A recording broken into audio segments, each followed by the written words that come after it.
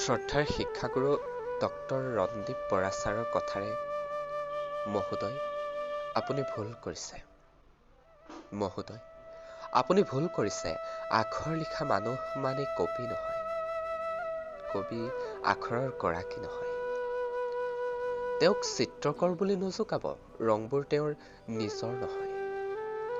সেই ঘৰটোৰ মালিক আপুনি বুলি নাভাবিব। ঘৰটো হাজাৰ মিষ্ট্ৰিৰ সপোন। সেয়া আপোনাৰ পত্নী বুলি দাবী নকৰিব। তেওঁৰ নিজাকৈ পিতৃ-মাতৃ আছে। মহোদয়, আপুনি দেখা আকাশখন আপোনাৰ সঁচাকৈ নহয়।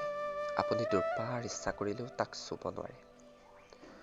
আপুনি নিজেও নিজৰ নহয়। আপুনি আপোনাৰ পিতৃ-মাতৃৰ সপোন।